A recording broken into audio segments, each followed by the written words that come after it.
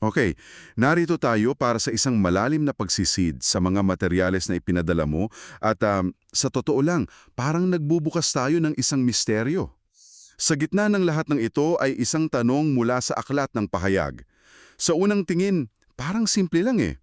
Ang apat na anghel na pumipigil sa apat na hangin sa Kabanata 7, sila rin ba? Sila rin ba yung apat na anghel na nakagapos sa Ilog Eufrates sa Kabanata 9? Parang simpleng tanong lang ng identity, 'di ba? Pero Oo, pero base sa mga source mo, ang sagot dito ang tila susi na magbubukas sa lahat, sa buong timeline ng mga pangyayari sa aklat. Kaya ang plano natin ngayon, himayin natin yung dalawang magkasalungat na pananaw na inilahad dyan. Hindi tayo panig. hindi. Ang gagawin natin ay subukang buuin yung puzzle gamit yung mga pirasong ibinigay sa atin. At isang mahalagang paalala lang siguro bago tayo magsimula. Ano man yung pananaw na titingnan natin, may isang bagay silang pinagkakasunduan. Okay. May common ground. Meron. Ang pagpapakawala sa mga puwersang ito, hangin man yan o anghel, ay isa lang ang ibig sabihin. Pagkawasak. Pagkawasak. Malawakang pinsala sa mundo. Diyan sila parehong nagsisimula. Ang pinagtatalunan lang talaga ay kung paano at kailan mangyayari yung pinsalang yon. Okay, magandang panimula yan. Sige, ilatag natin yung dalawang pangunahing teorya. Yung una, tawagin na lang nating Kuro-Kuro Uno. Ito yung parang mas simpleng paliwanag eh. Mas straightforward. Oo. Sinasabi nito na iisang grupo lang ng anghel ang pinag-uusapan natin. Bali yung apat na hangin at yung apat na anghel sa Euphrates? Iisa lang. Dalawang paraan lang ng paglalarawan sa isang puwersa. Ganun ba? Tama. At sa pananaw na ito, yung mga salitang lupa at dagat na mapipinsala, hindi yan literal. Simboliko. Simboliko. Mga simbolo para sa mga bansa, mga gobyerno, mga lipunan. Samantala, yung kurukuruto na siyang mas pinapaboran ng may akda ng source mo, nagsasabing hindi, magkaiba sila. Magkaibang magkaiba. Oo, dalawang magkahiwalay na grupo, dalawang magkaibang misyon. At dito sa pangalawang pananaw na yan, ibahin ang tingin nila sa lupa at dagat, tama ba? Eksakto. Dito nagiging mas specific para sa kanila kapag yung apat na hangin ang pinag-uusapan, ang pagkawasak ay sa literal na lupa at dagat. So, physical na kalamidad at environmental. Physical, yes. Pero kapag yung mga anghel na sa Euphrates na ang kumilos, ang target sangkatauhan na. At ang resulta nito, pag-ahon ng isang simbolikong kapangyarihan, yung tinatawag nilang halimaw. Gets ko. So, may halo, may literal, may simboliko, mas komplikado nga yung pangalawa. Pero taka, tingnan muna natin yung ganda ng unang pananaw. Ang argumento kasi rito, na isa lang sila, talagang, ang ganda ng pagkakakonekta niya. Oo, very elegant. Kasi iniugnay nito ang lahat sa isang mas naunang propesiya, di ba? Mula sa aklat ni Daniel. Oo, at dito talaga kumukuha ng lakas yung unang pananaw.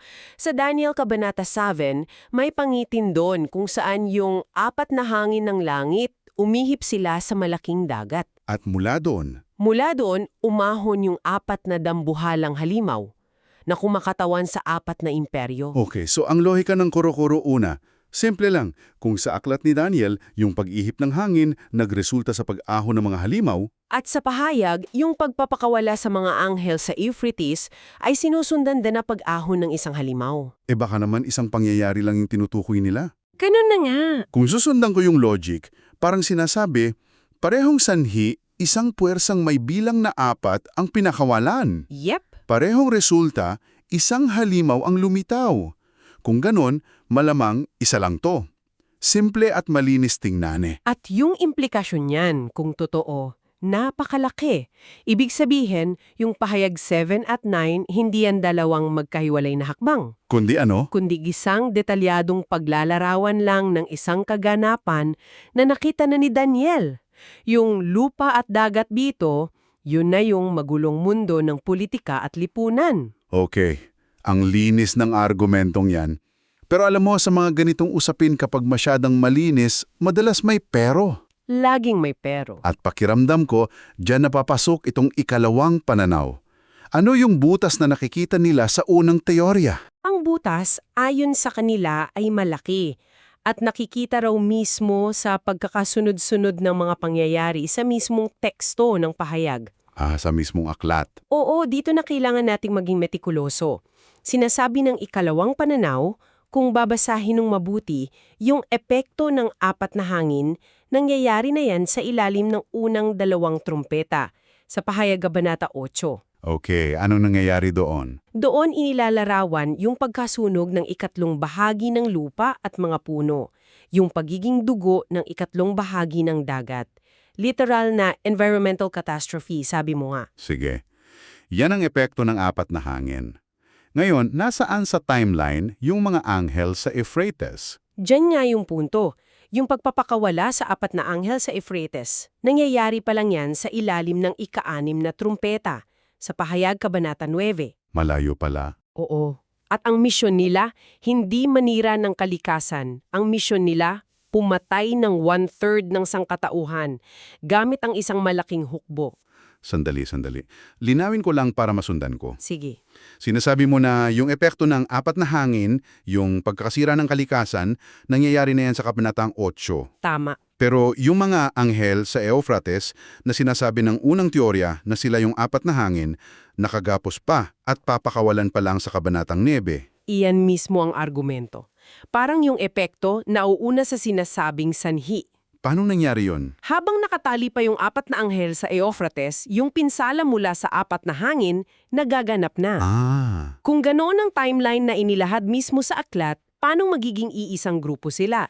Para sa mga sumusuporta sa ikalawang pananaw, ito yung ebidensya na hindi masagot ng unang teorya. Wow! Okay, yan ay isang malaking problema para sa unang pananaw. Malaki. Parang sinira nito yung malinis at simpleng paliwanag kanina.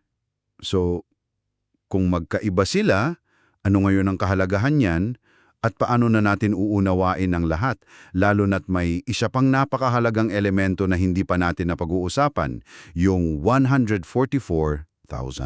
Dito na talaga nagiging mas malalim yung usapan kasi sa pahayag 7, bago pa man pakawalan yung apat na hangin para manira, may isang malinaw na utos. Ano yon?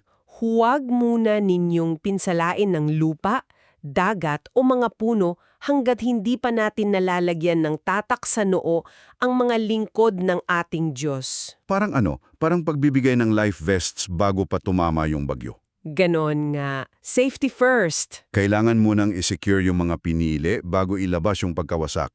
Pero ano ba talaga yung ibig sabihin ng pagtatak na ito ayon sa source mo? Ayon sa source, yung pagtatak na tinatawag na inchim sa orihinal na wika ng materyalismo ay higit pa sa isang marka lang ng proteksyon.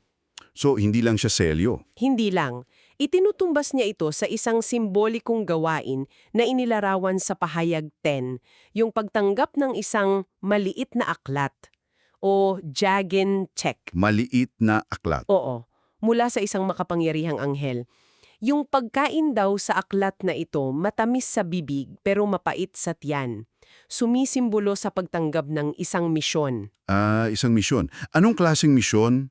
Anong laman ng maliit na aklat na yon? Sinasabi ng source na ang aklat na yon ay naglalaman ng tinatawag na walang hanggang ebanghelyo o Yongwan Han Bogem para sa partikular na panahong yon.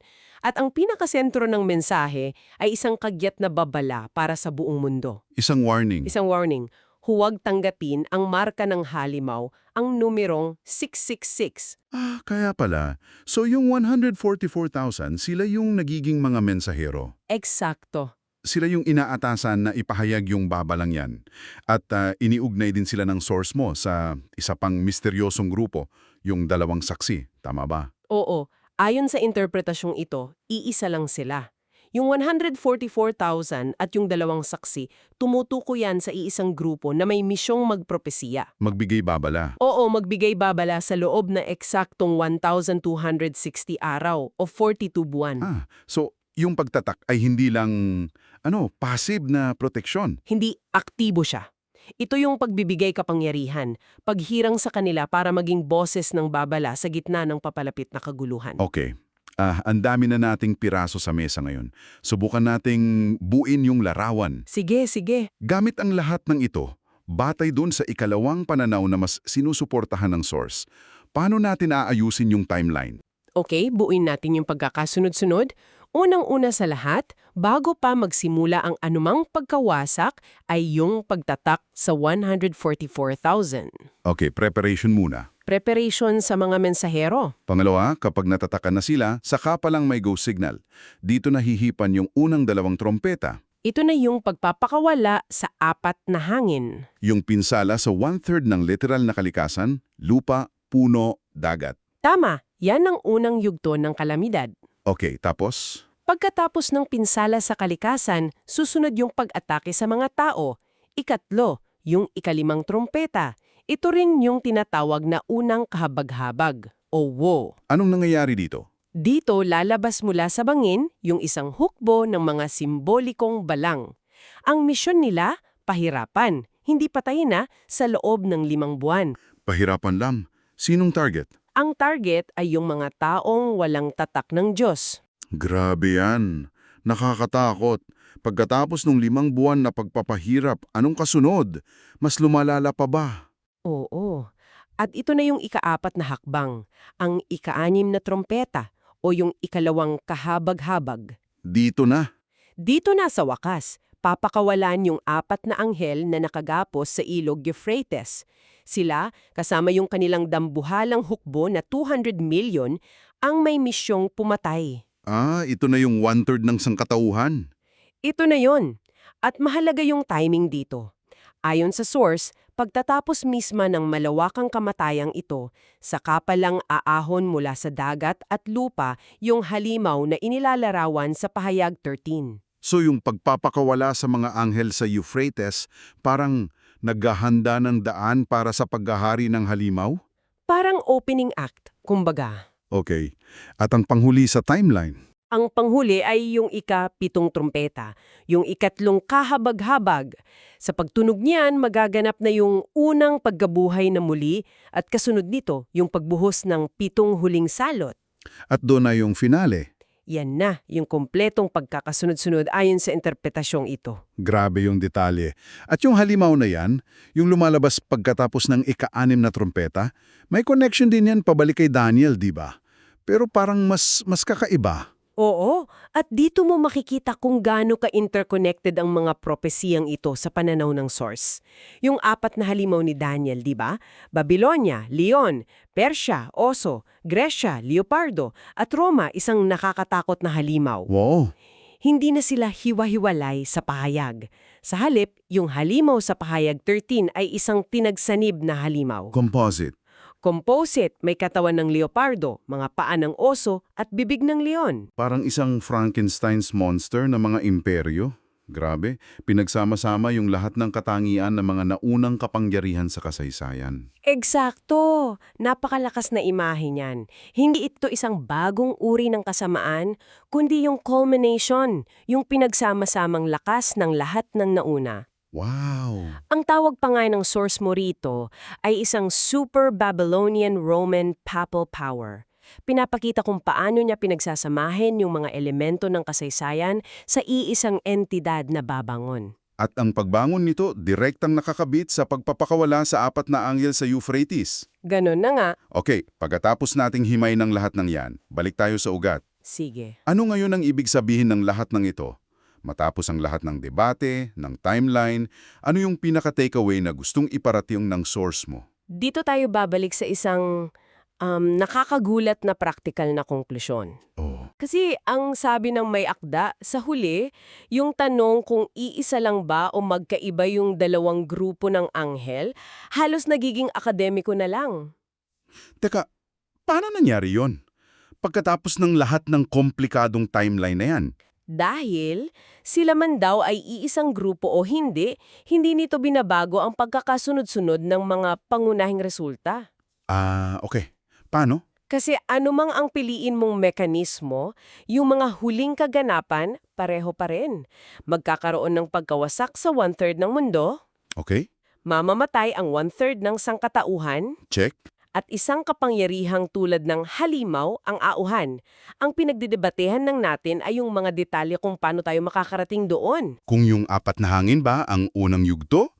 O kung bahagi lang sila ng mas malaking kaganapan? Eksakto. Pero yung destination, hindi nagbabago. So ang debate pala ay tungkol sa proseso, hindi sa kahinatnan. At yung pag-usbong ng isang mapanlinlang na kapangyarihan, nananatiling buo, hindi natitinag. Iyan na nga. Iyan ang pinakapunto. Ang focus ng source ay hindi sa pagkapanalo sa isang teolohikong debate, kundi sa pag-unawa sa bigat ng babala na parehong inihatid ng dalawang interpretasyon. Malinaw na ngayon sa akin. Salamat sa paggabay sa atin sa masalimuot na paksang ito. Bago tayo tuluyang magtapos, ito ang isang bagay na iiwan natin para pag-isipan mo. Yung konsepto ng pagtatak sa 144,000, inilarawan siya hindi lang bilang isang panlabas na selyo, kundi bilang isang panloob na pagtanggap, isang pag-unawa sa isang mahalagang katotohanan, yung walang hanggang ebanghelyo, na siyang magiging gabay at pananggalang nila sa gitna ng matinding kaguluhan. Ano man ang personal mong paniniwala sa mga propesiyang ito, isipin mo ito. Sa panahon natin ngayon na laganap ang impormasyon, desinformasyon, at pangkalahatang kalituhan. Ano kaya ang modernong katumbas ng matatakan? Sa isang mundong binabaha tayo ng ingay, paano ba nakikilala, pinangahawakan at isinasabuhay ng isang tao ang isang katotohanang sapat na tibay para maging gabay at proteksyon niya sa anumang unos na darating? Yan ang tanong na iniiwan sa atin ng ating pagsusuri ngayon.